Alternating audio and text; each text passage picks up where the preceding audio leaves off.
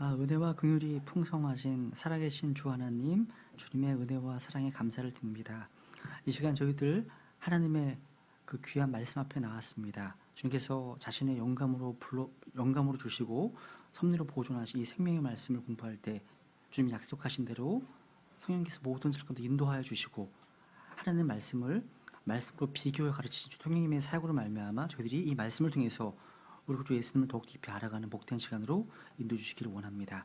심히 부족한 인생 주님께서 태어날 때 주용으로 충만히 채워주셔서 제 입술과 아도난 혀와 제 마음의 생각들을 모두 주장해 주시기를 믿고 주님께 의탁을 드립니다. 이 모든 말씀을 존귀하신 예수님의 이름으로 기도드렸습니다. 아멘. 우리 한번 창세기 3장으로 가겠습니다. 오늘 아마 인간론은 오늘까지 하고요. 이제 다음 주부터 아마 죄론으로 들어갈 텐데요. 오늘 인간의 타락에 대해서 한번 좀 정리를 하겠습니다. 창세기 3장.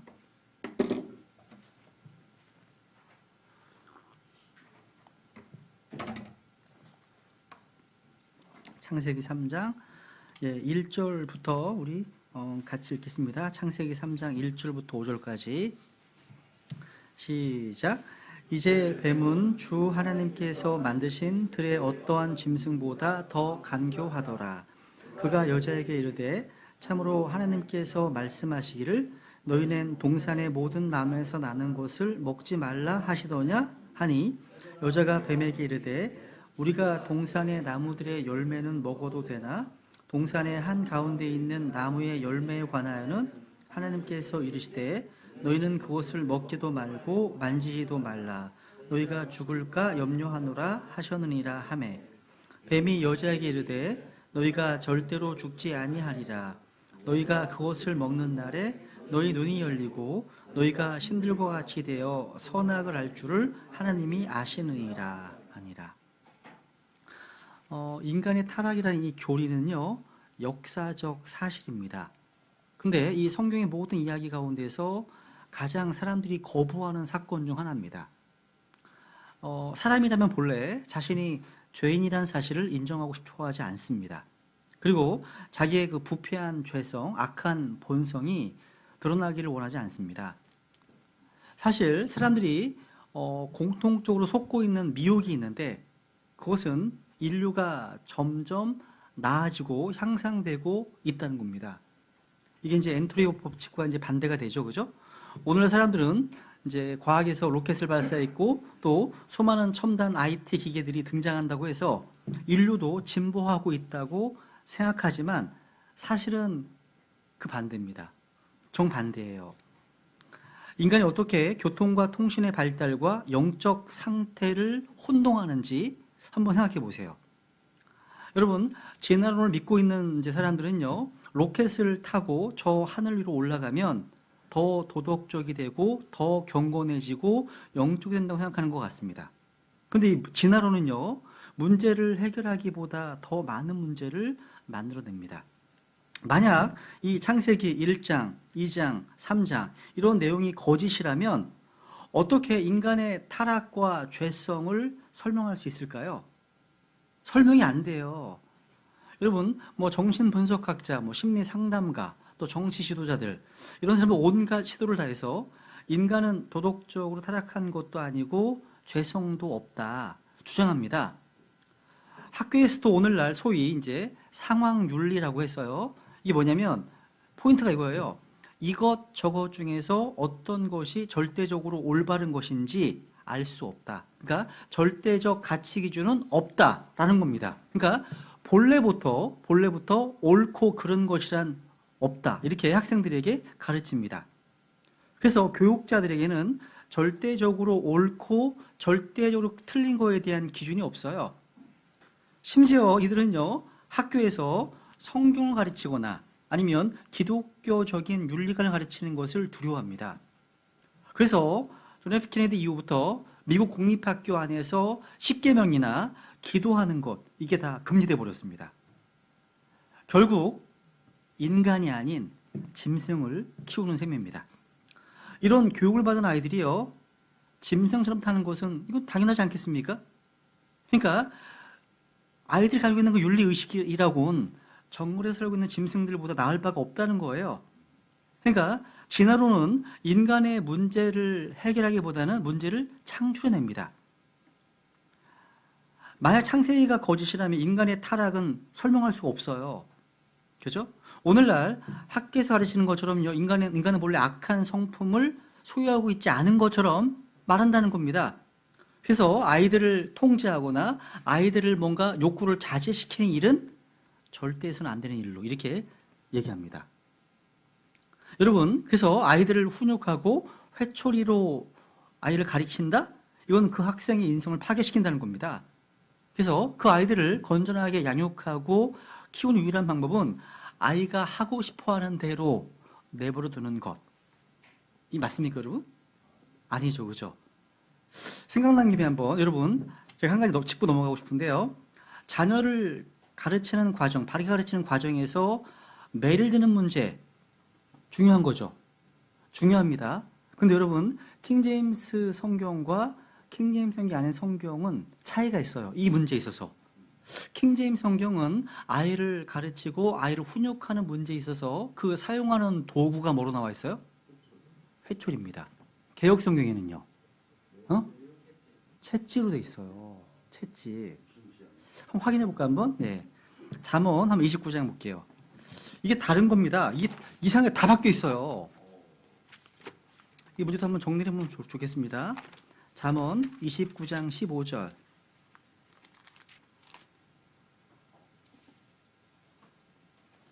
잠언 29장 15절.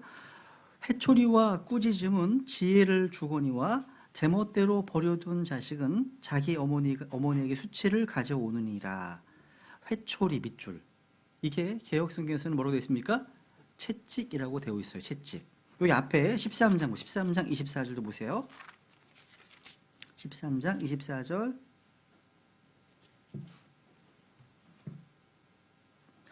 회초리를 아끼는 자는 자기 아들을 미워하거니와 그를 사랑하는 자는 어릴 때 그를 징계한다. 말씀하고 있죠?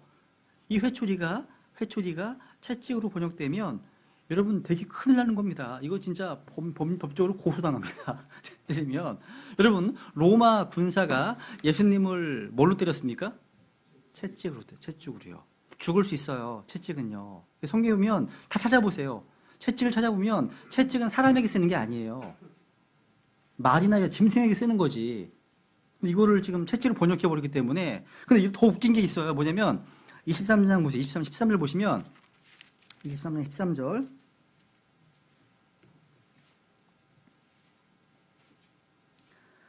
바로 잡는 것을 아이에게 금하지 말라. 내가 그를 회초리로 때릴지라도 그가 죽지 아니하리라. 회초리 때리면 안 죽잖아요. 그죠? 아프기만 엄청 아프죠. 그죠? 근데 이게 채찍으로 돼 있어요. 죽을 수 있습니다. 죽을 수 있어요. 그래서 킹제임스 성경이 절대적으로 옳습니다. 당연한 거죠, 그죠?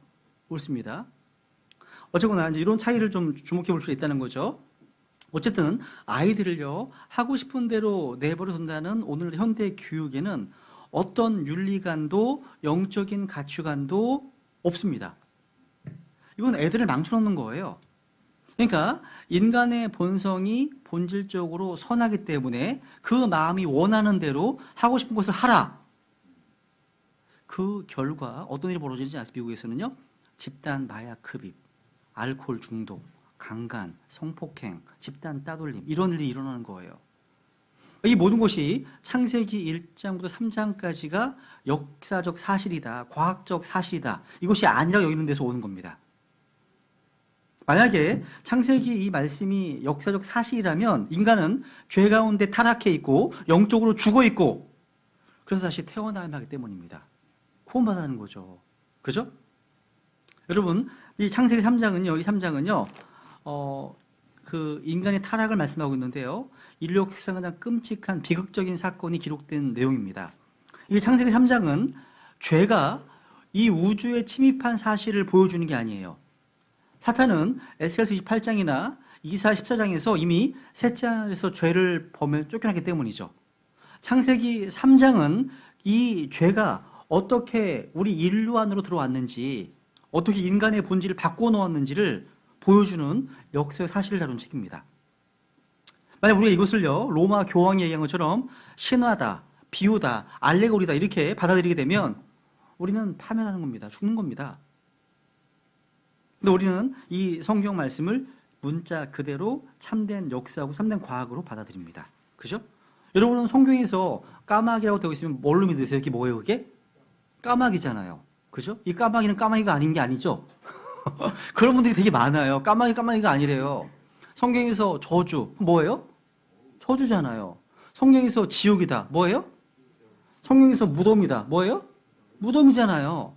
그러니까 이건 기록된 말씀을 그대로 믿는 사람이 성경 신자잖아요. 그죠? 성경 신자로서 우리는 창세기 1장, 2장, 3장 이 내용이 과학적이고 사실이라고 믿는 반면에 오늘날의 과학자들, 학자들이 주장하는 과학이야말로 거짓말이구나 이렇게 믿는 사람입니다. 특히 이 창세기 3장은 아주 기본적인 그런 사실들을 다루고 있어요. 그래서 이 내용을 어린 아이들에게도 설명할 수 있습니다.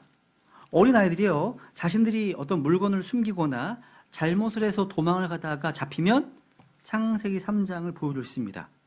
붙잡히면 서로 잘못을 떠넘기거나 변명하잖아요. 그죠? 다 나오는 내용입니다. 또 부끄러워합니다. 두려워하고. 이게 다 나오는 내용이에요. 그러니까 여러분, 사람이요, 처음 태어나면 옷 벗고 있는 것을 부끄러워하지 않습니다. 창세기 2장 마지막 절에 나오잖아요. 벌거벗으나 부끄러워하지 않는다고요. 그죠? 그리고 이 지구상에서 마귀의 가장 커다란 비즈니스가 있다면 하나님의 말씀을 의심케 하는 겁니다. 창세기 3장 1절. 이 일이 가장 거대한 비즈니스예요. 마귀의. 우리 성경 신자들은 성경을 증오하고 싫어하는 많은 학자들이 늘 하나님의 말씀을 빼고 더하고 그 의미를 약화시키는 짓을 하고 있다는 증거를 얼마든지 할 수 있습니다. 세상에 그 어떠한 종교 경전에 이런 놀라운 통찰력이 기록되어 있습니까? 없어요. 성경에는 없습니다. 여러분, 그 제임스 낙스가 쓴 창세기 그 책에 보시면 창세기 1장, 2장은 무죄의 상태죠. 그죠? 하나님과 교제합니다. 그죠? 그리고 하늘로부터의 음성, 온 음성이 있고요. 하나님 말씀만 역사하는 그런 시기였습니다. 창세기 1장, 2장은요. 그죠? 근데 창세기 3장에 하늘로부터 온 음성이 아니라 어너더 보이스, 낯선 자의 음성이 등장합니다. 마귀의 음성 등장해요. 마귀의 음성. 거기에 속게 됨으로 말미암아 인간은 타락하게 되었고 죄가 들어왔습니다.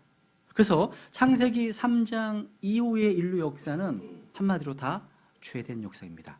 죄. 그래서 창세기 4장에 들어오면 형제끼리 누가 죽이네요? 살인이나 살인. 질투, 분노, 거짓말, 반역, 사악함, 심판, 이게 다 창세기상 이후에 등장하는 겁니다. 이 모든 어떤 죄에 대한 설명, 창세기 3장에 다 나와요. 그죠? 그러니까 창세기 3장은 성경 전체를 이해하는 열쇠입니다. 열쇠. 3장이요. 그래서 이 창세기 3장은 인류 역사를 완전히 바꾸어 버리는 너무나 중요한 장입니다. 이 창세기 3장은 오늘날 이 악한 현 세상에서 겪고 있는 모든 문제의 원인을 제시해 주는 책입니다. 죄의 문제, 저주의 문제, 죽음의 문제, 고통과 눈물의 문제, 질병의 문제 등등 사람들이 겪는 모든 문제의 원인이 여기 나와요. 해답이 어디라고요? 창세기 3장인 거예요. 처음에 이 현 세상에 죄가 들어옵니다. 그리고 또 사망이 들어와요. 사망이. 또 저주와 심판이 선포됩니다. 그러니까 창세기 3장은요. 모든 것이 바뀌는, 그러니까 패러다임 시프트라고 하잖아요. 모든 것이 바뀌는 변화의 장이에요. 인간은 무죄에서 유죄로 상태가 변합니다. 또 죄 없는 세상에서 죄가 있는 세상으로 변합니다.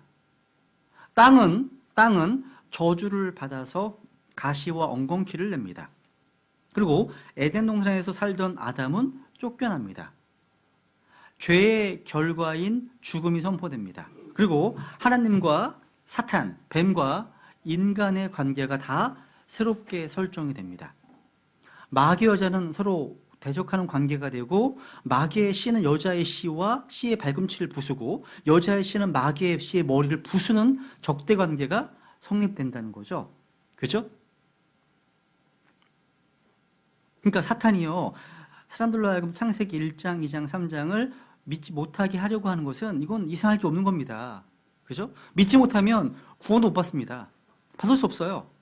여러분, 창세기 1장, 2장, 3장을 믿지 못하면 어떻게 고린도 15장의 복음 믿을 수 있습니까?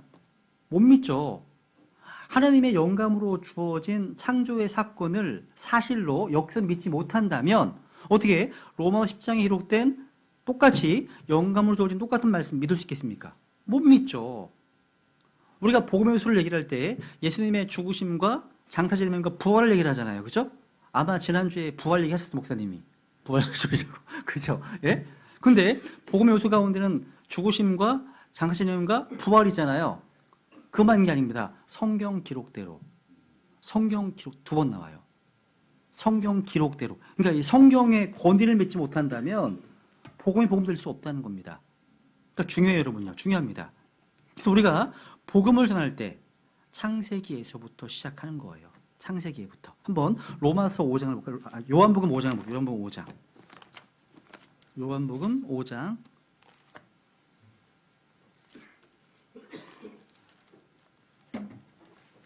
요한복음 5장 46절. 너희가 모세를 믿었더라면 나를 믿었으리니 그는 나에 대하여 기록하였느니라. 모세가 기록한 창세기, 이걸 믿지 못하면 어떻게 믿을 수 있습니까? 47절. 그러나 너희가 그의 글도 믿지 아니하거든 어찌 내 말들을 믿겠느냐 하시니라. 여러분, 기독교 국가로 시작한 미국적 상황과 그러니까 유교와 불교와 샤머니즘이 혼재되어 있는 한국적 상황은 우리가 복음을 전파할 때 다르게 접근해야 됩니다. 그래서 저희 집에 뭐 한국적 어떤 이런 한국의 역사, 한국의 어떤 그런 제사 문제, 한국의 종교의 문제 이런 것들을 좀 책을 사는 이유 중에 한 가지가 내가 복음을 전파해야 될 대상이 한국 사람이기 때문에 그렇습니다. 이런 대상에 대한 고민이 필요하다는 거예요. 여러분, 이게 왜 그러냐면 사도행전에 보시면 바울이 이교도들에게 복음을 전파할 때 메시지하고 하나님의 존재를 믿고 있는 유대인들에게 전하는 메시지가 다릅니다. 꼭 한번 비교해 보세요. 달라요. 그러니까 하나님의 존재를 믿지 않는 이교도들에게는 먼저 천지의 창조주부터 전파합니다. 순서가요. 그죠? 그러니까 이런 것들. 그러니까 뭐 이게 사실은 오늘날 지금 시대에는 하나님으로부터 등을 돌린 미국인들의 모습이나 우리나라의 상황이 크게 다르지 않은 것 같습니다. 근데 한국적인 문화, 한국적 상황, 한국인들의 어떤 세계관, 가치관을 고려해서 더 효과적인 방식으로 복음을 전파한 것이 저의 고민이 되어야 되고 우리의 고민이 되어야 한다는 겁니다. 이런 고민들. 여러분, 방식은 다양할 수 있습니다. 시대에 따라 변할 수 있습니다. 근데 복음이라고 하는 본질적인 핵심만은 변해서는 안 돼요. 안 됩니다. 제가 이제 며칠 전에 그 어떤 분이 쓰신 글을 하나 읽었어요. 성경 신자이신데 훌륭한 목사님이세요. 근데 이분이 쓰신 글을 보니까 오늘날 이제 이 복음 전도에 대해서 막 지적을 많이 하세요. 이런 분이 정말 있구나, 뉴기스트 있구나 보이더라고요. 그러니까 오늘날 어떠한 독립신대교회, 그러니까 킹제임스에 있는 어떤 독립신대교회에서는 복음 전하는 걸 굉장히 고민하지 않고 그냥 당신 죄인이야. 예수 믿으면 구원받을 수 있어. 천국 가고 싶지? 기도 따라해봐. 하나님 아버지 기도 시키는 거죠. 그럼 구원받았어. 그런데 이 구원받았다고 치는 이 사람 중에서 99% 이상은 교회 안 나와요. 99%는 기도 안 해요. 99%는 성경도 안 읽어요. 그런데 구원받았대요. 본인은 아니라는데도. 본인은 아닌 것 같다고 하는데 그렇게 얘기했던 사람은 구원받았대요. 이게요, 킹제임스 성경을 믿고 있는 독립신대교회 안에서도 실제로 이런 복음을 전하고 있다는 거죠. 이거 굉장히 큰 문제라는 겁니다. 그러니까 우리 그래서 안 된다는 거죠. 그죠? 이런 복음 전도에 대한 고민이 필요해요. 그래서 저는 예전에 제가 처음에 구원받고 나서 킹제임스 성경을 알고 일로 넘어왔잖아요. 95년도, 6년도 넘어갔는데 그때 저는 어떻게 생각했냐면 그렇게 누가 전하시더라고요. 3분 만에 이 사람 한 명 구령했다고 막 너 기뻐 간증을 하더라고요. 역시 킹김쌤과 다른가 보다. 그렇게 생각했어요. 제가 능력이 부족한 건 줄 알았어요. 저도 아무리 해도 한 사람 복음 전하는 데 있어서 최소한 40분, 1시간 가던데 3분 만에 복음 전했다고 하니까 나중에 알고 보니까 사산이에요, 사산. 그러니까 이런 사람 가운데 구원받은 사람들은 확신컨대 거의 없습니다. 거의 없어요. 그러니까 아무런 변화가 없잖아요. 아무런 흔적이 없잖아요. 생명이 있다면 그런 증거가 있어야 되잖아요. 생명의 사인이 있어야 되잖아요. 없어요. 그죠? 이런 분들은 좀 조심할 필요가 있다는 거죠. 그래서 그런 거에 대해 고민하는 성경 신자들이 의외로 많더라고요. 의외로 많아요. 그래서 이런 부분들을 한번 같이 항상 복음 전도에 대해서는 같이 고민해 봐야 돼요. 우리나라 사람 어떻게 전하는 게 효과적인지에 대해서 한번. 어쨌건 이제 인간의 타락, 이런 주제를 공부할 때요. 먼저 시험하는 자 마귀에 대해서 한번 좀 살펴봐야겠네요. 첫 번째. 여기 3장 1절에 보면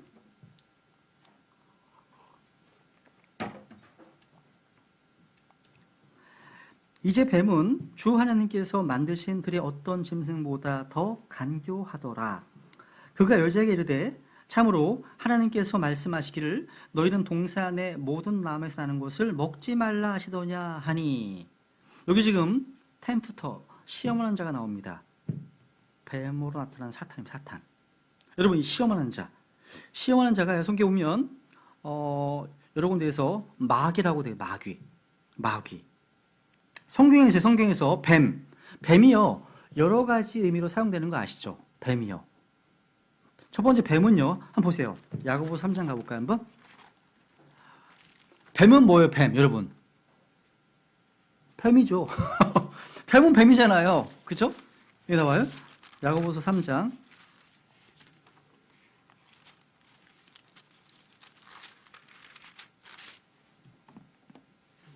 7절. 모든 종류의 짐승과 새와 뱀과 바다에 있는 것들은 길들여졌고 또 사람이 길들여 왔으나. 여기 나온 짐승과 새와 뱀 나오죠? 다 뭐예요? 기록된 그대로 짐승과 새와 뱀입니다. 이 뱀 가운데는 독사도 있고요, 살모사도 있고요, 또 구렁이도 있고 다양하게 있습니다. 그죠? 독성 있는 뱀에게 물리면 죽을 수 있습니다. 그 뱀입니다. 그러니까 뱀은 뱀이라는 거죠. 그러니까 광야에서 이스라엘 백성들을 물었던 불뱀은 문자 그대로 맹독성 뱀이었습니다. 뱀이에요, 뱀. 두 번째 보세요. 마태복음 23장 가보세요. 성경은 성경으로 비교하다 보면 여러 가지 용례가 나와요. 그래서 반드시 여러분들 성경 공부하실 때 콩코던스가 있어야 돼요. 항상 콩코던스, 성구사전. 마태복음 23장 23절.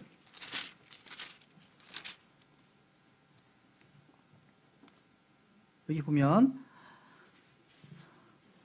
마태복음 23장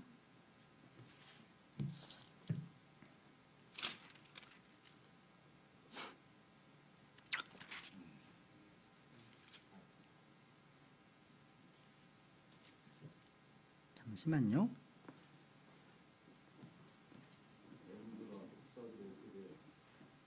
몇 절 있어요? 33절이네, 그죠? 33절 보시면 뱀들아 독사들의 세대야 어찌 너희가 지옥의 정죄를 피하겠느냐. 누구예요?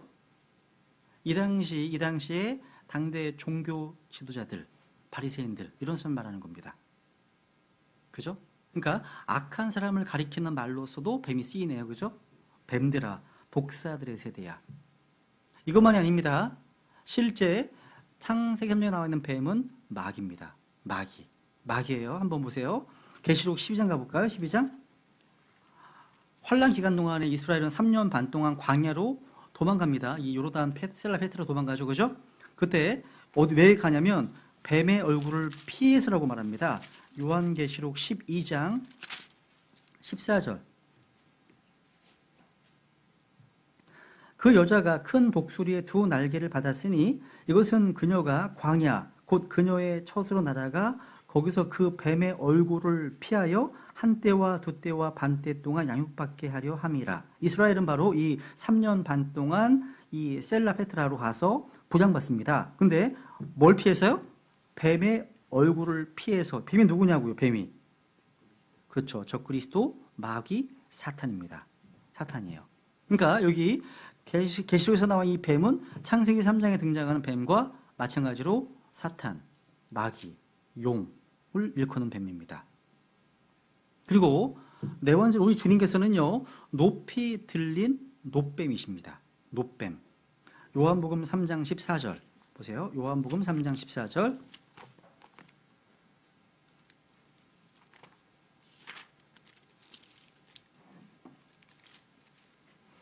요한복음 3장 14절. 모세가 광야에서 뱀을 든 것 같이 사람의 아들도 반드시 들려야 하리니. 그러니까 예표론적으로 이 놋뱀 바로 예수 그리스도를 예표하는 거죠. 그죠? 불뱀 불린 사람들은 높이 들린 놋뱀을 볼 때만 살 수 있습니다. 예수님께서요, 십자가에 매달리실 때 우리를 위해서, 우리를 대신해서 죄와 저주가 되셨습니다. 그래서 우리의 뱀이 되신 거예요. 우리를 대신하셨기 때문에. 마찬가지로 여러분, 창세기 3장에서부터 시작해서 계시록 마지막 장까지 시험하는 자, 뱀이 인류 역사 전체를 지금 관통하는 겁니다. 그래서 이 창세기 3장에 나온 이 뱀은 옛뱀, 사탄, 용이라 불리는 마귀예요, 마귀. 그래서 여러분, 창세기 3장에 나오는 뱀은 영어로 뭐예요? 혹시 영어로 보시면? 영어로 뭘로 나와 있어요? 서펀트죠, 그죠? 이런 스네이크의 뱀이 아니에요. 스네이크는 서펀트로 되어 있습니다. 달라요. 그러니까 하나님께서 지으신 영적 존재로서의 뱀입니다. 이 뱀의 이름이 성경에 뭐라고 나오냐면 성경에서 이 뱀의 이름이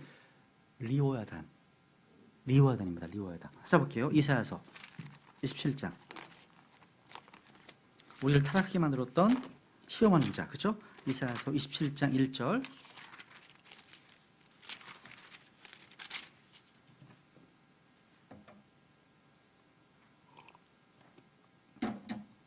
그날에 주께서 자신의 매섭고 크고 강한 칼로 꿰뚫는 뱀 리워야단 곧 저 구부러진 뱀 리워야단을 벌하시며 바다에 있는 용을 죽이시리라. 꿰뚫는 뱀 리워야단, 구부러진 뱀 리워야단, 바다에 있는 용 같은 겁니다. 용, 뱀, 리워야단. 어렵지 않죠, 그죠? 이 뱀이 누구인지에 대해서요, 욥기에 자세히 나와요. 한 장 전체가 이 존재에 대한 얘기예요. 여러분 재미난 사실이요. 제가 이제 어떤 분이 쓰신 그 그림을 봤는데 욥기 이제 41장에 리워야단이 나와요. 한 장 전체가. 근데 40장에 보면 비헤못이라고 들어보죠. 베헤못. 들어보셨죠? 그죠? 이 베헤못이 누구예요? 베헤못이. 누군가 그림을 그려서 이 베헤못을요. 개역 성경이나 이런 현대 이제 그 역분들이 보니까 이게 히포, 하마다, 아니면 무슨 뭐 악어다 이렇게 돼 있어요. 근데 여러분 이게 하마라면 말이 안 되는 게 이 베헤못의 꼬리는 백향목 같은 백향목 꼬리가 백향목 꼬리가 어마어마한 거거든요. 근데 내가 하마를 봤는데 하마는 꼬리가 똥똥 이렇게 쪼만하던데요. 쪼만해요. 보셨어요? 이게 본인들도 엄청 웃길 것 같아. 이게 하마라면 말이 안 되죠. 근데 이 비못을 가장 잘 보여주는 게 공룡입니다. 공룡. 브라키오사우루스 이런 사우루스는 꼬리가 진짜 어마어마하거든요. 그죠? 근데 거기 40장, 41장에 보시면 리워야단이 한 장 통째로 나옵니다. 한번 볼게요. 41장에 보세요. 이사야서, 욥기 41장 1절. 내가 낚싯바늘로 리워야단을 끌어낼 수 있겠느냐? 혹은 내가 늘어뜨리는 줄로 그의 혀를 끌어낼 수 있겠느냐? 여기에 리워야단이 등장하네요. 그죠? 야, 네가 막 얘기하잖아요. 그죠? 그러니까 이 리워야단은요, 우리 인간이 상대할 수 있는 그런 존재가 아니에요. 하나님만이 상대할 수 있고 벌하실 수 있고 또 멸할 수 있습니다. 하나님만이요. 그래서 아까 이사야서에 보면 그날에 주께서 그 리워야단을 벌하신다고 말씀하시는 거예요. 꿰뚫는 리워야단을요. 근데 이 리워야단이 어디 있다고요? 어디? 바다에 있는 용. 바다에 있는 용입니다. 바다에 있는 용. 이 바다는 둘째 하늘 위에 있는 깊은 바다입니다. 리워야단. 볼게요. 시편 74편. 시편 74편. 여러분 그 만나의 재료가 뭔지 아세요? 만나의 재료? 네? 용의 머리. 어디 가셨어요? 배우셨어요? 대단하시네. 우린 박용재만 할 줄 알았는데. 시편 74편 13절 14절 보시면 저는 이게 이해는 안 갑니다. 사실 솔직히요. 그런데 믿습니다. 기록도 있으니까. 보세요. 주께서 주의 능력으로 바다를 나누시고 물들 가운데 있는 용들의 머리들을 깨뜨리시며 리워야단의 머리들을 산산조각 내시고 그를 광야에 거주하는 백성에게 먹을 것으로 주시며. 만나의 만나. 그러니까 만나는 바로 리워야단의 머리를 깨뜨리서 주신 거구나. 이게 지금 천사의 음식이고 이게요. 여기 보면 용들의 머리들, 리워야단의 머리들을 보죠. 그죠? 이 존재가 바로 깊은 바다 속에 있습니다. 또 계시록 20장.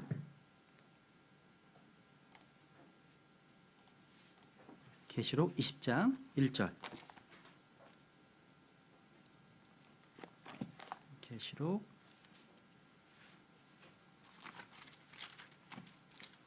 20장 1절. 또 내가 보니 한 천사가 바닥 없는 구덩이 열쇠와 큰 사슬을 손에 들고 하늘로부터 내려와 마귀요 사탄인 그 용 곧 저 옛뱀을 붙잡으니라. 그거를 붙잡아 1000년 동안 결박하여. 여기 마귀요 사탄인 그 용 곧 저 옛뱀 밑줄. 마귀요 사탄인 그 용 곧 저 옛뱀 나와 있죠. 성경은 같은 거예요. 다 같은 인물인 거예요. 그죠? 마귀, 사탄, 용, 옛뱀. 동의 이름의 어떤 인물의 이름이라는 겁니다. 그죠? 그러니까 무슨 얘기냐면 오늘날 이제 한국 사람들 특히 신성시하는 신비의 동물 용. 용이 누구란 얘기예요? 마귀. 그래서 농담 삼아 그리스도인이 용 꿈꾸면 회개하시라고. 로또 사지 말고 이런 얘기 하는 겁니다.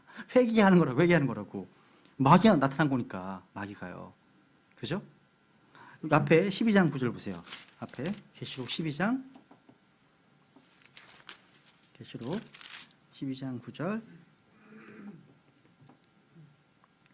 그 큰 용, 즉 저 옛뱀, 곧 마귀라고도 하고 사탄이라고도 하며 온 세상을 속이는 자가 내쫓기더라. 그가 땅으로 내쫓기니 그의 천사들도 그와 함께 내쫓기니라. 또 똑같죠, 그죠?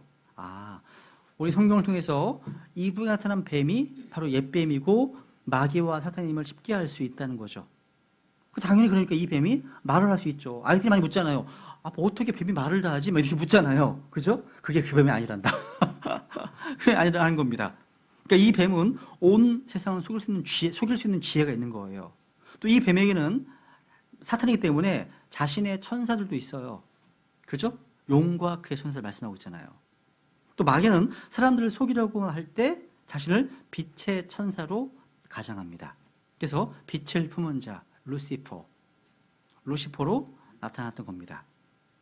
그러면서 이 사탄이, 마귀가 이브 앞에 나타나서 하나님의 말씀에 대해서, 주제가 하나님의 말씀에 대해서 뭔가 퀘스천 앤서, 질문과 답변을 주고받는 그런 대화 시간을 가졌다는 거죠.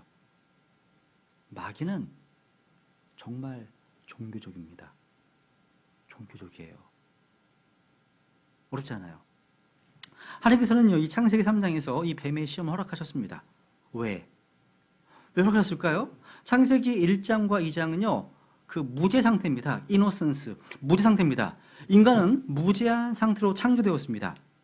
이건 단지요, 죄에 대한 지식이 없다는 뜻이에요. 여러분, 시험받지 않은 아기는 결코 악을 알지 못하는 것처럼요, 무죄 상태는 의보다 더 낮은 단계입니다. 의는 뭐냐면 악이 아니라 선을 선택하는 거거든요. 의가요. 그러니까 하나님께서는요, 인간을 만드실 때 로봇이나 노예로 만드신 게 아닙니다.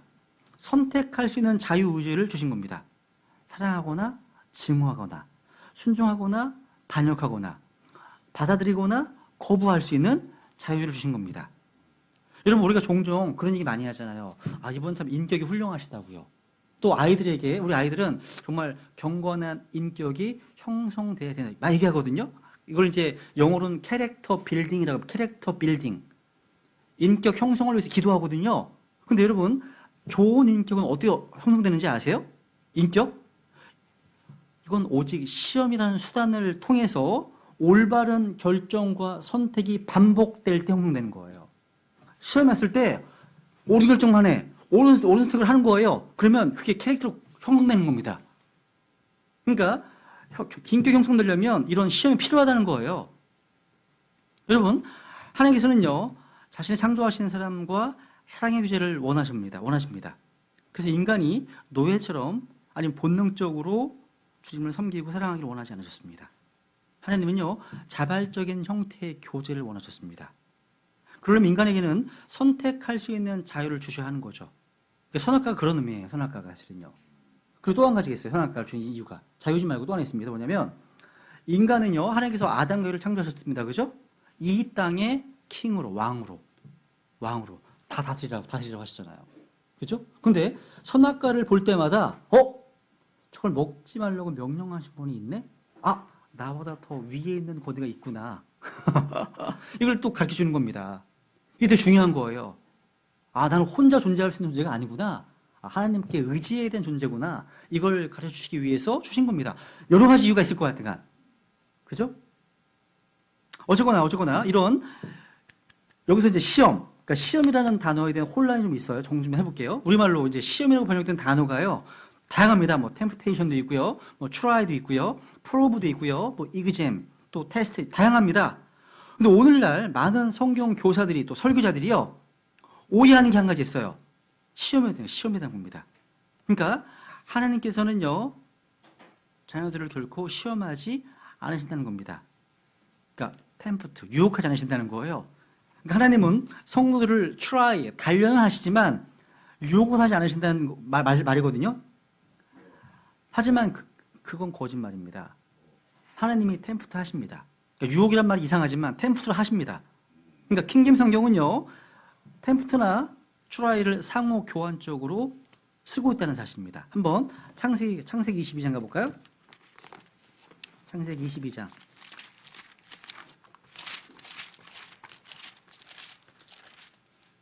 창세기 22장 1절. 이 일들 뒤에 하나님께서 아브라함을 시험하시려고 그에게 이르시되 아브라함아 하시니 그가 이르되 보소서 내가 여기 있나이다 하매 아브라함을 시험하시려고가 영어로 템프트입니다. 유혹하는 거예요. 이 오늘 말하면 그게 아니에요. 그런 유혹이 아니에요. 어감이 틀려요. 이 시험 위에다가요 적어놓으세요. 히브리서 11장 17절을 적어놓으세요. 히브리서 11장 17절에 보시면 그것을 tried라고 말씀하십니다. 여기서 얘기하는 템프트는 tried, 히브리서 11장 17절. 여기서는 아브라함을 시험하셨습니다. 이 시험은 아브라함의 어떤 믿음의 여부, 순종의 여부를 시험하신 겁니다. 또 하나님을 사랑하는지 알기 위한 것이었어요. 근데 중요한 게 있어요. 하나님께서는요, 사람들이 죄를 짓도록 시험하지는 않으신다는 거예요. 선을 위해서 시험하시는 거예요. 확인해 볼게요. 야고보서 1장. 야고보서 1장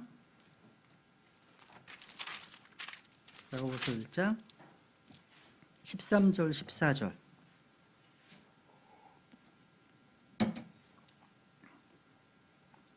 야고보서 1장 13, 14절. 아무도 자기가 시험을 받을 때 내가 하나님께 시험 받는다 하지 말라.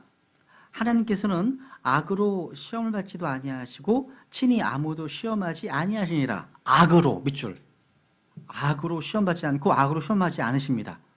오직 모든 사람이 자기 자신의 욕심에 이끌려 유혹을 받을 때 시험을 받나니 말씀하고 있죠. 그죠? 그러니까 많은 사람들이 다양한 시험을 받습니다.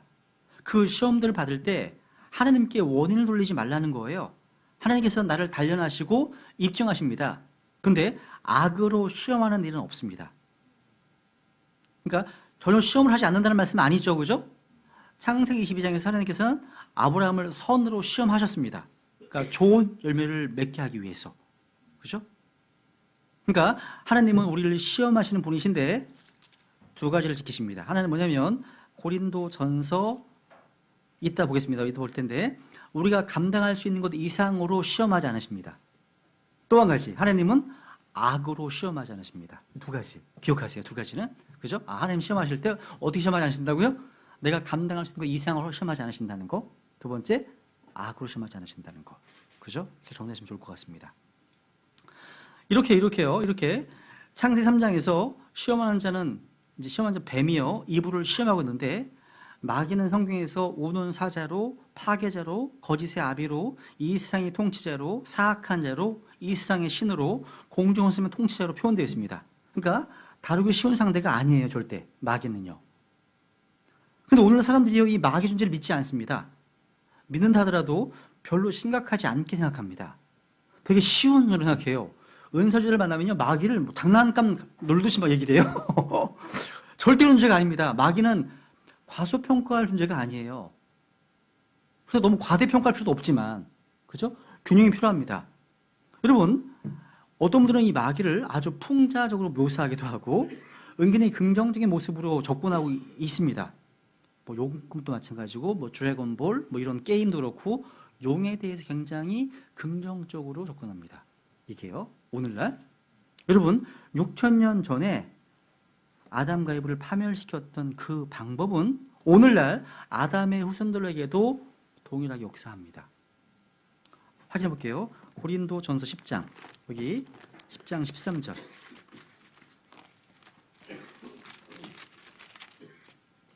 고린도전서 10장 13절. 여기 이제 커먼 템프테이션이 나옵니다. 공통적으로 있는 시험. 같이 읽어볼까요? 시작. 사람에게 공통적으로 있는 시험 외에는 너희가 어떤 시험도 당하지 아니하였나니 하나님은 신실하사 너희가 감당할 수 있는 것 이상으로 시험 당하는 것을 너희에게 허락하지 아니하시고 또한 그 시험과 함께 피할 기술을 내사 너희가 능히 그것을 감당하게 하시느니라. 밑줄, 공통적으로 있는 시험. 그러니까 이런 공통적으로 있는 시험이 지금도 역사하고 있습니다. 사실 여러분요, 잠깐 잡으시고 창세기 3장에 보시면 이게 이상한 문구가 나와. 뭐냐면 이제 한글로는 표현 안 되는데 이게 now가 나오고 중간에 또 and가 나와요. 그 성령님께서는 이런 now와 and를 나란히 놓으셨습니다. 이상한 거예요. now는 이제 새롭게 뭔가를 시작할 때 쓰이는 단어거든요. 근데 바로 and가 나와. 되게 이상한 거예요. 이게 뭐냐면 사탄이 바뀌지 않았구나. 사탄의 그 방식도 변하지 않았음을 교훈해 주는 겁니다. 또 한 가지, 여기 공통적으로 있는 시험. 이건 또 이렇게 얘기할 수 있습니다. 이건 일상적으로 누구에게나 있는 시험이란 말이에요. 그러니까 우리가 겪는 대부분의 시험은요, 우리가 사람이기 때문에, 육신을 입고 있기 때문에 있는 시험이에요. 뭐 가족 문제, 뭐 건강의 문제, 어떤 비즈니스 문제, 뭐 돈 문제, 이성 문제, 회사 문제 등등. 그러니까 이런 대부분의 문제가 커먼, 일상적인 거라는, 일상적인 것. 우리가 하는 모든 시험들이 다 이런 것들입니다. 물론 믿지 않는 자들이 당하는 어떤 그런, 다 당하지 않는 믿음에 대한 시험, 신앙 문제가 있어요. 근데 어떤 시험도요, 나에게만 있는 예외적인 시험, 아주 특별한 시험이다. 이게 아니라는 거죠. 뭐예요? 일반적인 겁니다. 공통적인 거란 겁니다. 그래서 종종 그런 얘기 하거든요. 어떤 지체들이 이제 상담하다 보면 왜 나에게 하필 이런 일이, 왜 나에게 하필 이런 일이 오냐고 얘기하거든요. 성경은 그렇게 말씀하지 않습니다. 그러니까 뭐냐면 자신들을 특별한 경우로 생각하려는 경향이 있다는 거예요. 예외적인 경우로요. 하지만 성경은 우리가 당하는 고난이나 슬픔과 아픔과 어떤 위기와 어려움 등을 사람에게 있는 공통적으로 있는 시험이라고 말씀하고 있다는 거죠. 그죠? 우리 성경을 믿습니다. 그죠? 두 번째 보세요. 이제 다시 두 번째 보시면 다시 창세기 3장 다시 가보세요. 마귀의 속임수 보세요. 마귀가 어떻게 다가왔나 보세요. 3장 1절 다시 보세요.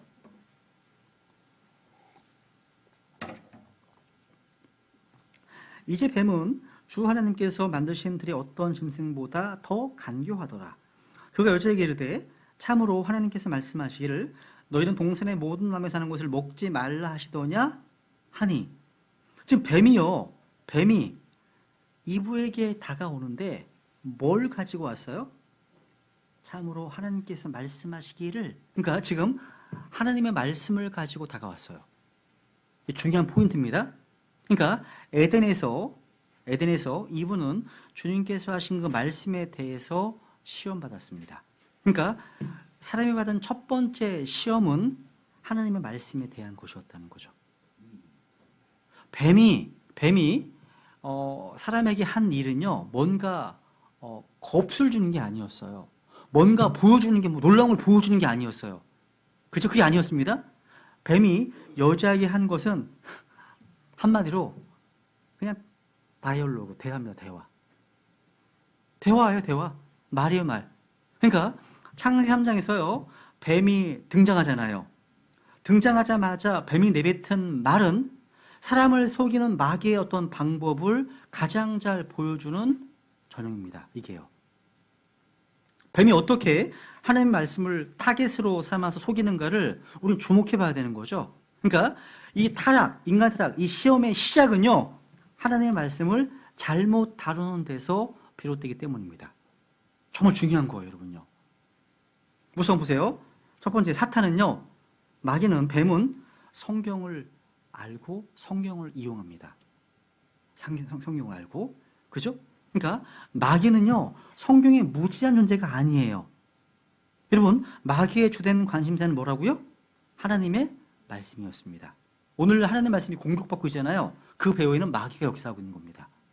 마귀는 이브에게 다가와서 하나님 말씀에 대해서 질문했고 대화를 나누었어요. 마귀는 성경에 관심이 있고 성경을 사용해서 사람들을 속인다는 거. 마귀는 이 세상 과학이나 철학이야 그런 게 아니에요. 하나님 말씀에 관심을 가지고 있습니다. 마귀는 영적 존재예요. 마귀는 하나님을 믿고 떨어요. 존재를 압니다. 마귀는 성경을 알 뿐만 아니라 성경을 인용하기도 하고 성경을 또 사용하기도 합니다. 꼭 기억하세요. 마태복음 4장 가볼게요. 마태복음 4장. 그 예를 볼게요. 마태복음 4장. 이런 내용들이 우리의 실제 삶과 연관된 주제이기 때문에 조금 더 들어가 보죠. 마태복음 4장 6절.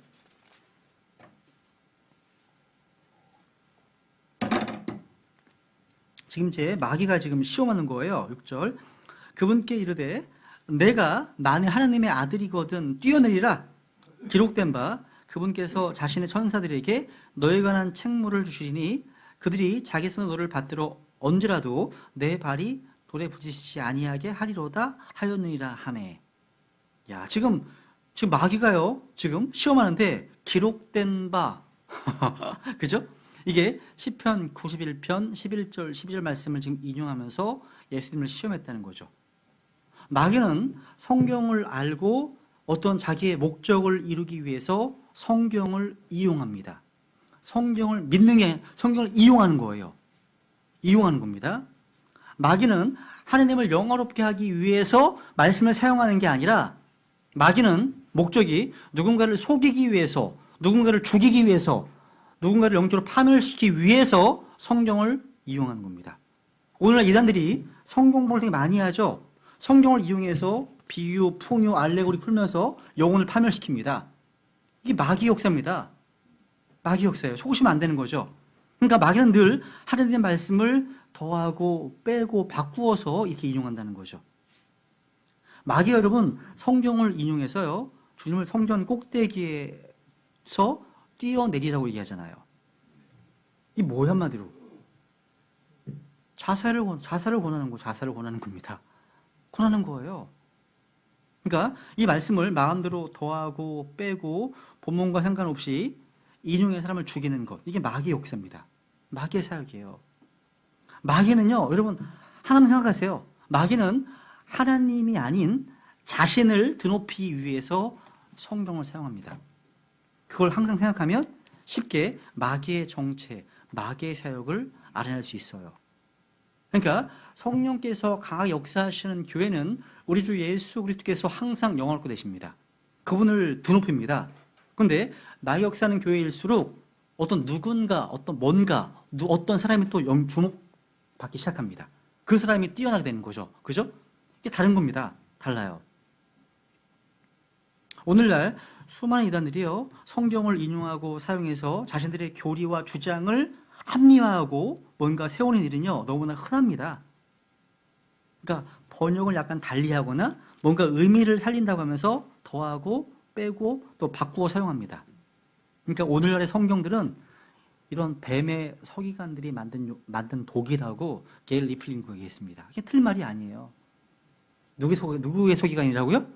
뱀의 서기관들이 만든 용의 독. 들어있다는 겁니다. 그 다음 마귀는요, 마가복음 가볼까요? 마귀는 하나님 말씀을 또 빼앗아가요. 마가복음 4장 15절. 마가복음 4장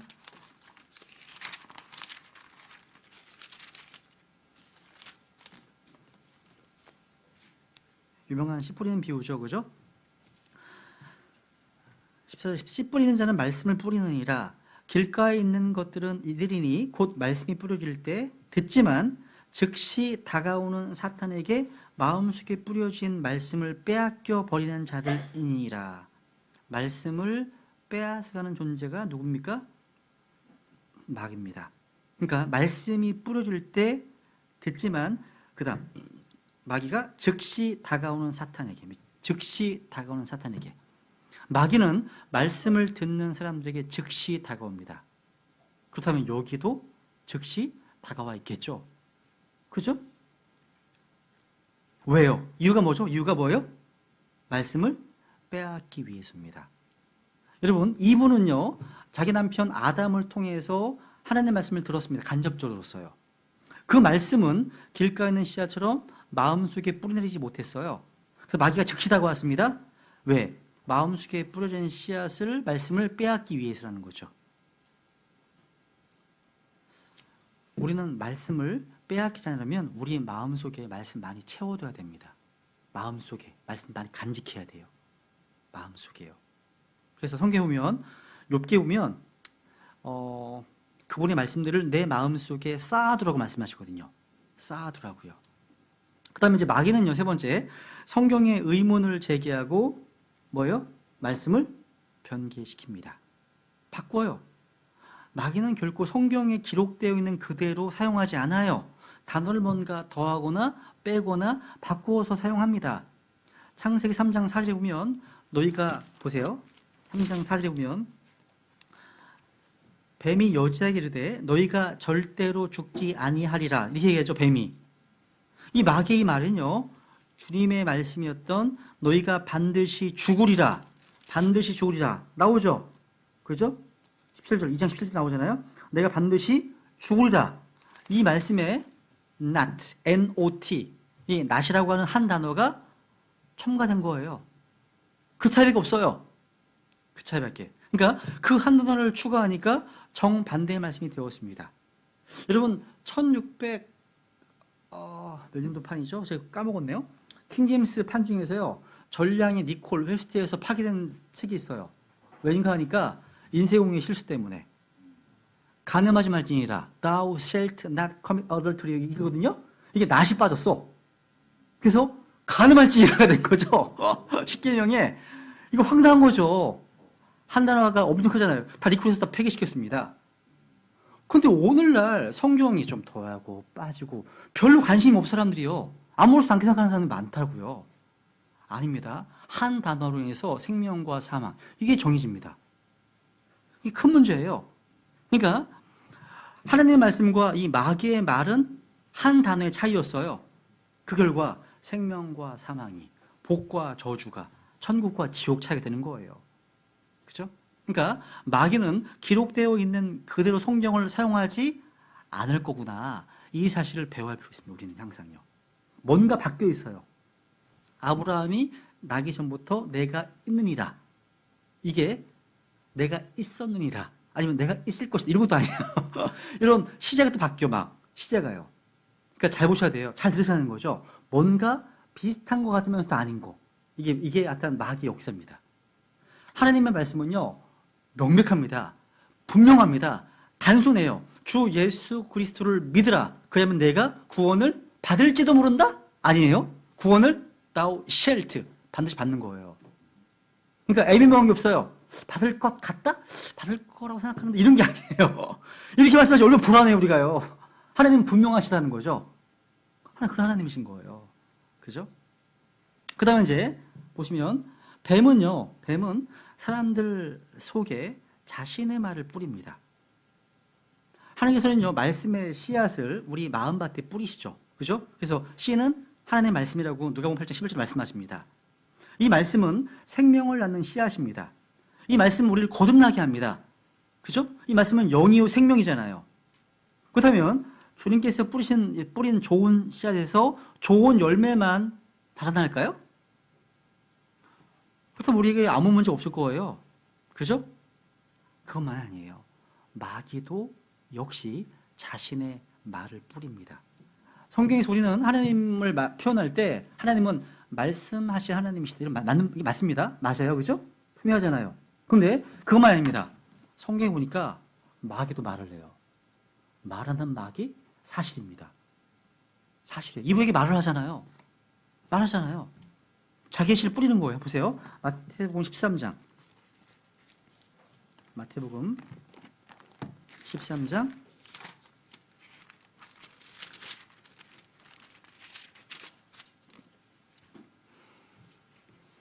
마태복음 13장 24, 25절.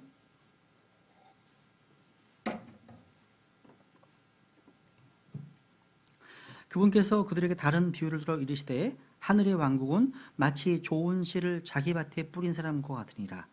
그러나 사람들이 잠든 사이에 그의 원수가 와서 곡식 가운데 가라지를 뿌리고 자기 길로 가매.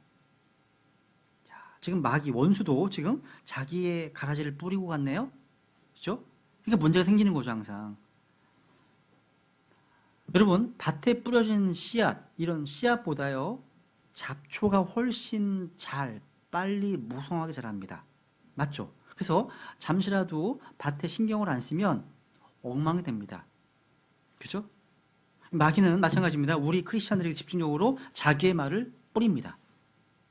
에덴 동산에서 마귀는 이브의 마음속에 자기의 말을 뿌렸습니다. 그게 바로 창세기 3장 4절 5절 말씀이에요. 이 마귀가 뿌린 가라지요. 그죠? 3장 보면 너희가 절대 죽지 않는다 하면서 5절에 보면 너희가 그것을 먹는 날에 너희 눈이 열리고 너희가 신들과 같이 되어 선악을 알 줄을 하나님이 아시니라 하니라. 이게 마귀가 뿌린 가라지예요. 오늘날 이 마지막 이 시대의 교회들 안에는요, 제가 보기에 마귀가 뿌려놓은 가라지들이 마치 진리의 말씀인 것처럼 굉장히 무럭무럭 자라고 있습니다. 너무 많습니다. 너무 많아요. 여러 가지 이단 교리들, 거짓 교리들이 마치 성경적인 진리인 것처럼 선포되고 있다는 사실. 그래서 이게 여기 앉아있는 성도들은요, 이게 하나님 말씀인지 마귀의 말인지 구분하지 못한 성도들이 얼마나 많은지 몰라요. 너무 많습니다. 너무 많아요. 성경은 마지막 때에 어떤 사람이 믿음에서 떠나서 유혹하는 영들과 마귀들의 교리들의 주의를 기울일 것이다 말씀하셨습니다. 마지막 때가 되면. 믿음이 떠났다고 얘기하잖아요. 믿음이 있었던 거예요. 예전에는, 과거에는요. 떠난 겁니다. 그 다음에 이제 보세요. 뭐예요? 뱀에게는 자기의 말을 전하는 사역자들이 있습니다. 여러분, 하나님께는 자신의 말씀을 전하는 대언자들이 있죠. 마귀 역시 마찬가지예요. 그 말을 전하는 거짓 대언자, 거짓 사도, 거짓 어떤 교사들이 있습니다. 사탄의 종들도 성경을 사용합니다. 사탄의 일꾼들도 부지런히 성경을 공부합니다. 많이 해요. 여러분, 신천지라고 아시죠? 그죠? 유명한, 이게 엄청납니다. 근데 신천지 보니까요, 이 사람들이 월, 화, 수, 목, 금, 토 6일 동안 신천지 장막 그 선교에 가서 하루에 최소한 5시간씩 공부하는 것 같아요. 6시간씩. 성경을 공부합니다. 풍요, 비유를 가지고서. 그래서 아마 여기 계신 분들 한번 상대해 보시면, 와우, 이거 아주 좀 갑갑하실 수도 있어요. 그죠? 그리고 이 사람들이 이제 일요일만 되면 전국에는 5만 개 이상의 교회도 다 파송이 돼요. 다. 흩어지는 거예요. 물고기 잡으러 가자고. 다 흩어지는 겁니다. 이것은 이제 그 교회를 접수하는 전략이 있는데 일명 산 옮기기 전략이 있습니다. 그래서 교회 안에 불만이 많은 사람들을 모아. 막 모아가지고 세력을 규합합니다. 나중에 세력이 많아지면 이제 목회를 쫓아내는 거야, 이제. 접수하는 겁니다. 산 옮기기 전략이에요. 그래서 불평이 많으신 분들 조심하셔야 돼요. 다가올 거야, 지금, 은근히. 네. 그러니까 이런 사람들이 전국에 흩어지니까 진리를 알고 있는 크리스천들은 성경 공부를 잘 안 하는 것 같아요. 제가 볼 때는 성경을 안 읽는 것 같아요. 그죠? 근데 얘네들은 성경만 파고 있거든요? 목적이 뭐예요? 신천지를 위해서입니다. 신천지를 위해서. 이게 뭐, 그냥 막 자기 맛대로 움직이네, 이게? 네. 그러니까 그런 거예요, 여러분. 지금 뭘 얘기했죠? 하여튼 지금 부지런히요, 마귀의 일꾼 타역자들도요, 부지런히 성경을 공부하고 이런 악한 교리, 거짓 가르침들을 퍼뜨리고 있습니다. 오순절 은사주의, 신천지, 안상홍, 여호와의 증인들, 안식교, 또 메시아닉 교주들 상당히 많습니다. 그런 분들이에요. 그래서 하나님의 은혜의 복음 대신 어떤 저주받을 거짓 복음을 전하는 사람들이 이런 사람들입니다. 이런 사람들이에요. 최근에 교황이 실수했잖아요. 그죠? 그죠? 아주 그걸 지금 수습하느라고 바쁘시던 보니까 지역이 없다부터 이런 거 수습하고 있잖아요. 한번 고린도 11장 가볼까요? 고린도 후서 11장. 고린도 후서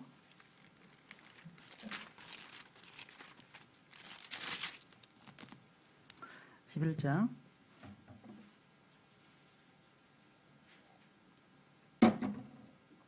13절.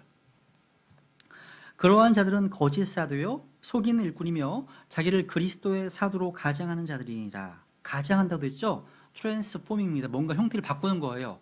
늑대인데 양처럼 가장하는 거죠. 그죠? 진짜처럼. 그죠? 14절. 그것은 결국 놀랄 일이 아니니 사탄도 자기를 빛의 천사로 가장하니라.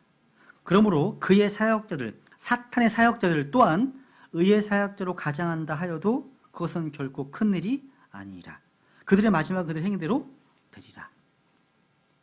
여러분, 자기의 겉모습을 바꾸기 때문에 겉만 봐서는 몰라요. 야, 참 잘생겼어. 멋집니다. 외모가. 그리고 너무 또 친절하고 따뜻하네요. 말도 너무 다 따뜻하게 잘해요. 그죠? 그리고 성경을 가지고 막 얘기해주네? 이것이 그 사람이 하나님의 사람이라고 보장해주지 못합니다. 뭘 봐야 돼, 뭘? 그가 무슨 말을 하는지, 누구의 말을 하는지, 이게 핵심이에요. 그러니까 그 말의 내용을 들어야 돼요. 겉모습만 보면 속습니다. 마치 이런 거예요.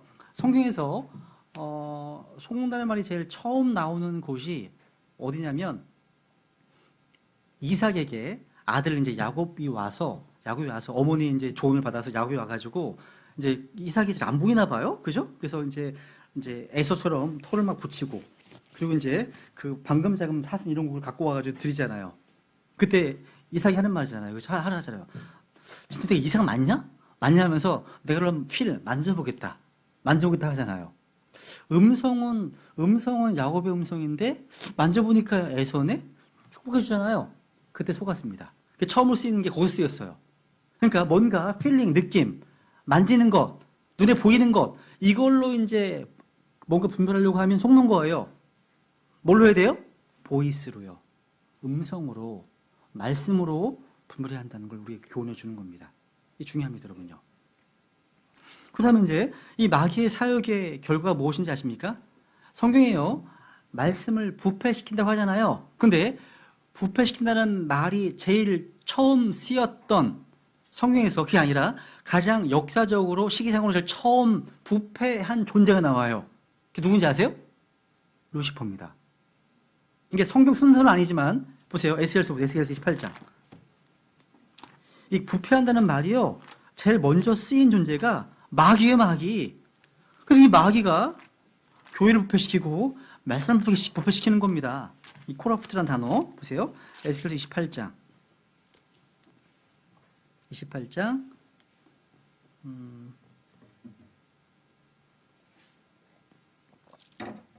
14절 보시면 너는 기름 부음 받은 덮는 그룹이라. 하나의 메시아네요, 그죠? 다른 메시아예요. 예수님이 아니라 다른 메시아입니다. 적그리스도입니다. 내가 너를 그렇게 세우매 내가 하나님의 거룩한 산 위에 있었고 불타는 돌 한 가운데 오르내리며 다녔도다 하면서 이제 내가 창조된 날부터 내가 내 길을 완전하였는데 마침내 내 안에서 불법이 발견되었도다. 16절 보세요. 17절 보세요. 내 아름다움으로 인하여 내 마음이 높아졌으며 내 광채로 인하여 네가 네 지혜를 부패시켰은즉 부패 밑줄 코러프트 중요한 단어입니다. 부패시켰은즉 내가 너를 땅에 던지고 왕들 앞에 두어 그들이 너를 바라보게 하리라. 마귀는 스스로 부패케 되었습니다. 뭐 때문에요? 교만 때문에. 마음이 높아졌습니다. 교만 때문에 자신을 부패시켰습니다. 마귀는 위에서 자신을 부패시켰고 에덴에서 또 한 번 부패시켰습니다. 그래서 고린도 후서를 보세요. 이 코러프트가요. 고린도 후서 11장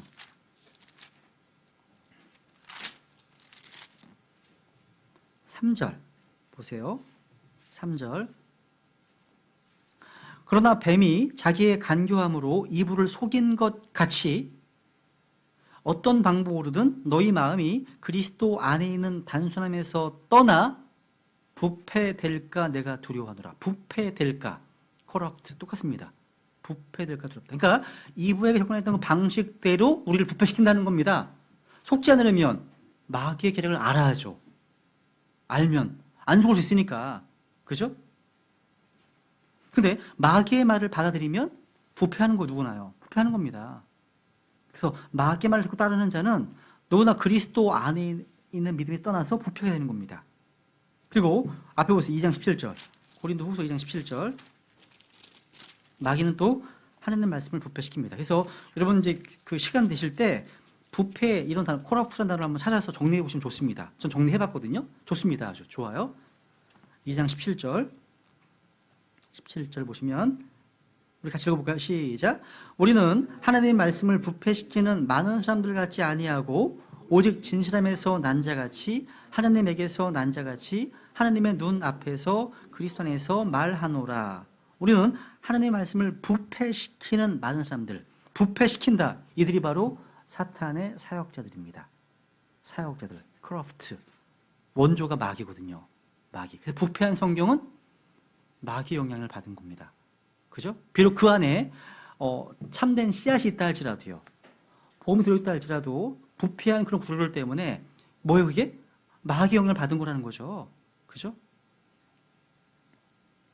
그래서 여러분 사탄은 에덴 동산에서요 자기의 부패한 지혜를 사용해서 하나님의 말씀에 의문을 제기했고 말씀을 변개시켰습니다. 그리고 말씀 공개로 부인했습니다. 만약 누군가가 이런 마귀의 수법을 사용하고 있다면 그 사람은 악한 영을 받아서 마귀의 일을 하고 있는 마귀의 사역자임에 틀림없습니다. 한번 베드로전서 1장 보세요. 베드로전서 1장. 베드로전서 1장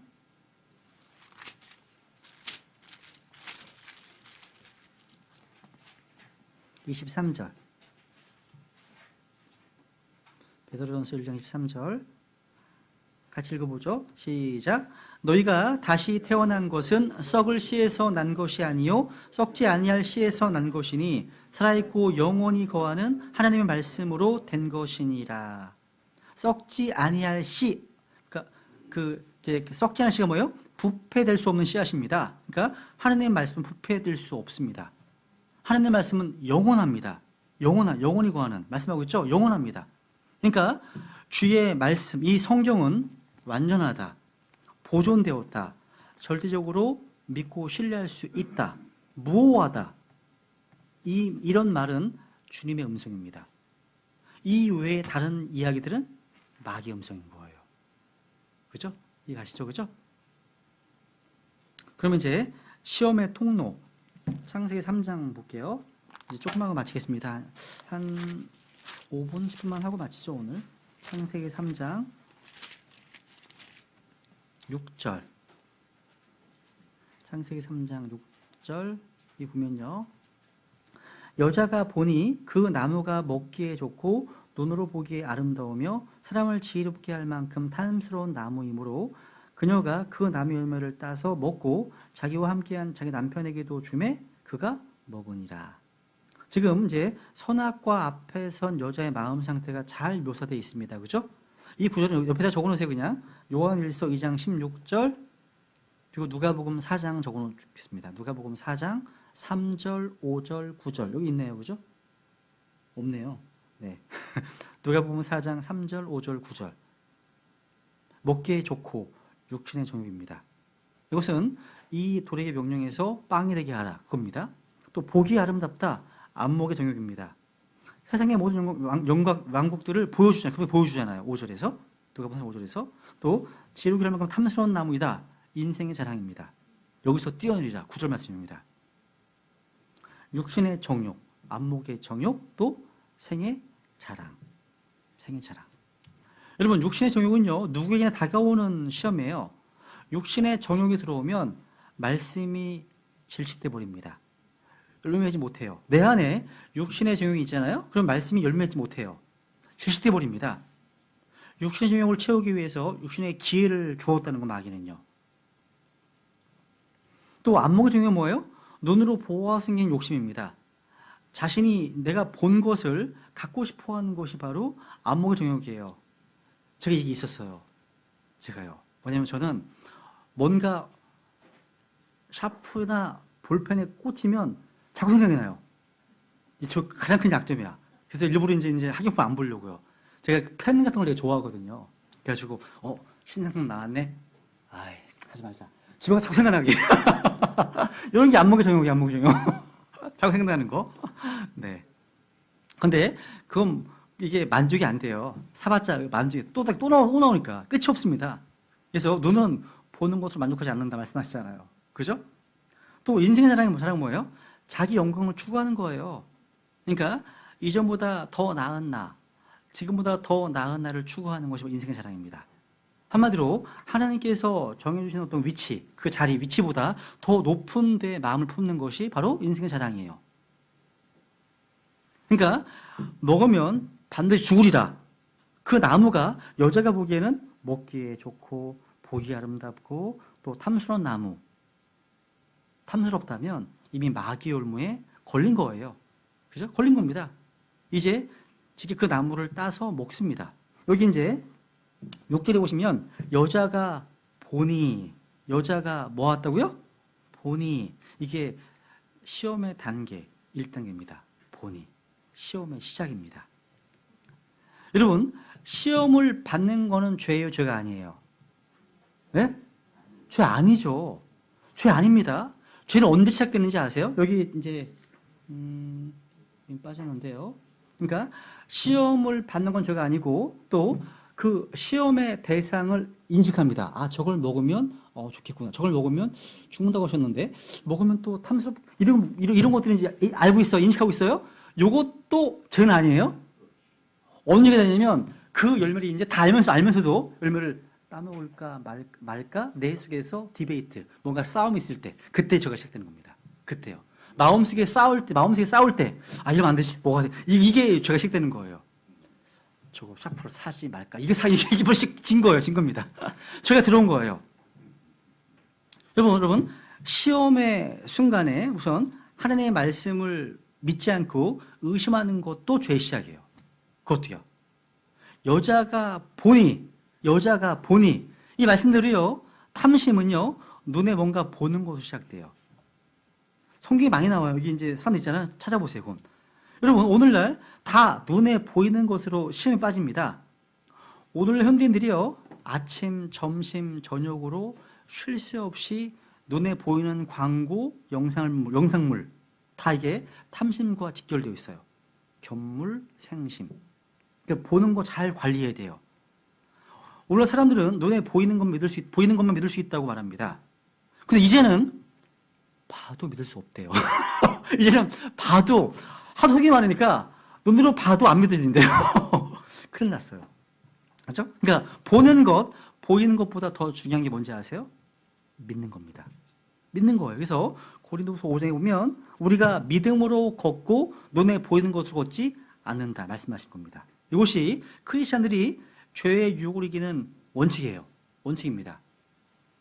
근데 이분은 믿음이 아닌 눈에 보이는 곳으로 걸었고 탐을 내었고 열매를 따먹었습니다. 그리고 자기와 함께한 남편에게 줬어요. 그러니까 여자는 자기 혼자만, 지 혼자만 먹은 게 아니에요. 자기 남편에게 주어서 먹게 한 거예요.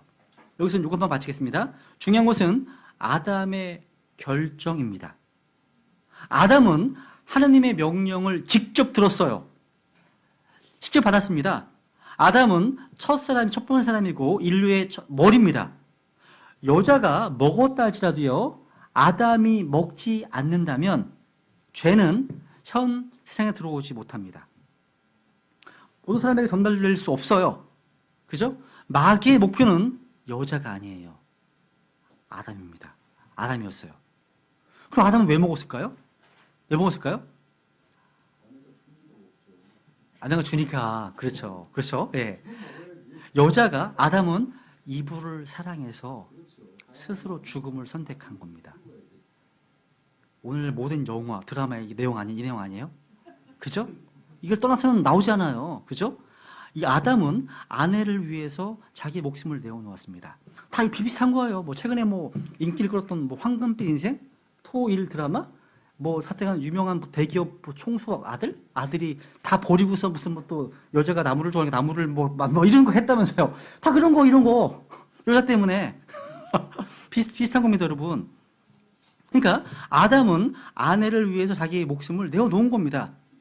이런 면에서 아담은 오실 분의 모형입니다.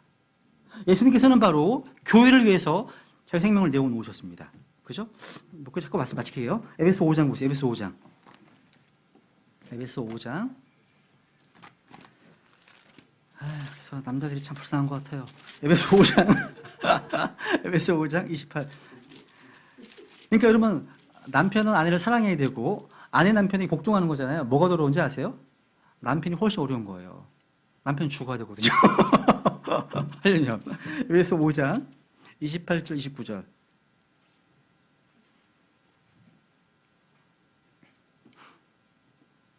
같이 읽어볼까요? 시작. 이와 같이 남자들도 마땅히 자기 아내를 자기 몸같이 사랑할지니 자기 아내를 사랑하는 자는 자기를 사랑하느니라. 지금까지 아무도 자기 육체를 미워한 적이 없고 오히려 그것을 양육하고 소중히 여기기를 주께서 교회에게 하신 것 같이 하나니. 야, 아담은 여자를요, 내 뼈 중에 뼈, 살 중에 살이라고 했을 만큼 사랑했고 죽을 만큼 사랑했습니다. 아담은요, 실수로 먹은 거 아니에요.